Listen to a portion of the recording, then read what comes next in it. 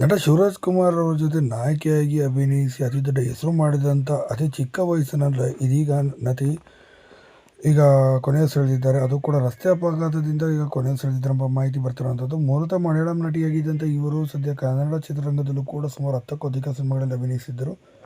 ಈ ನಟಿ ಬೇರೆ ಯಾರೂ ಅಲ್ಲ, ಮನಿಷಾ ಹುನ್ನಿಯವ್ರನ್ನ ಎರಡನೇ ಸರಿತಾ ಅಂತಲೇ ಕೂಡ ಕನ್ನಡ ಚಿತ್ರರಂಗದಲ್ಲಿ ಕರೆಯಲಾಗ್ತಿತ್ತು. ಇನ್ನು ಚಿರಂಜೀವಿ, ಸುಧಾಕರ್, ಸಂಯುಕ್ತ, ಮೃತ್ಯುಂಜಯ ಹೀಗೆ ಸಾಕಷ್ಟು ಸಿನಿಮಾಗಳಲ್ಲಿ ಕೂಡ ಇವರು ಅಭಿನಯಿಸಿದರು. ಮನಮೆಚ್ಚಿದ ಹುಡುಗಿಯಲ್ಲೂ ಕೂಡ ಸುಧಾರಾಣಿ ಸ್ನೇಹಿತೆಯ ಪಾತ್ರದಲ್ಲಿ ಅಭಿನಯಿಸಿ ಅಲ್ಲೂ ಕೂಡ ಒಳ್ಳೆಯ ಹೆಸರು ಕೂಡ ಮಾಡಿದರು. ಇನ್ನು ಡಾಕ್ಟರ್ ರಾಜ್ಕುಮಾರ್ ಜೊತೆ ಗುರಿ ಸಿನಿಮಾದಲ್ಲೂ ಕೂಡ ಇವರು ಕಾಣಿಸಿಕೊಂಡಿದ್ದಾರೆ. ಇಂಥ ಅದ್ಭುತವಾದ ನಟಿ ರಸ್ತೆ ಅಪಘಾತದಿಂದ ಪ್ರಪಾತಕ್ಕೆ ಬಿದ್ದಂಥ ಕಾರು ಪರಿಣಾಮವಾಗಿ ಸ್ಥಳದಲ್ಲೇ ಈಗ ಕೊನೆಯುಸಿರೆಳೆದಿದ್ದಾರೆ ಅಂತ ಮಾಹಿತಿ ಇದೆ. ಆದರೆ ಸದ್ಯ 2 ಗಂಟೆಗಳ ಕಾಲ ಮುಂಚೆನೇ ಅವ್ರಿಗೆ ಆಸ್ಪತ್ರೆ ಬದುಕುಳಿಯುತ್ತಿದ್ದರು.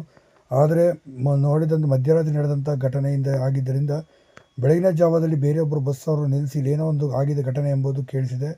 ತಕ್ಷಣ ನೋಡಿ ಮನಿಷಾ ಹುನ್ನಿಯವ್ರನ್ನ ಕರೆದುಕೊಂಡು ಆಸ್ಪತ್ರೆ ಸೇರಿಸಿದ್ದಾರೆ. ಅಷ್ಟರಲ್ಲಿ ಅವರ ಜೀವ ಹೋಗಿ 2 ಗಂಟೆಗಳ ಕಾಲನೇ ಆಗಿದೆ ಅಂತ ಹೇಳಿದ್ದಾರೆ. ಸದ್ಯ ಇದನ್ನು ಇವತ್ತಿಗೂ ಕೂಡ ನೆನೆದು ಅವರ ತಾಯಿ ಕಣ್ಣೀರು ಹಾಕುತ್ತಾರೆ. ಅವರ ತಾಯಿ ಕಾಲು ಕೂಡ ಅಂದಿಗೆ ಮುರಿತವೂ ಸಹ ಆಗಿತ್ತು.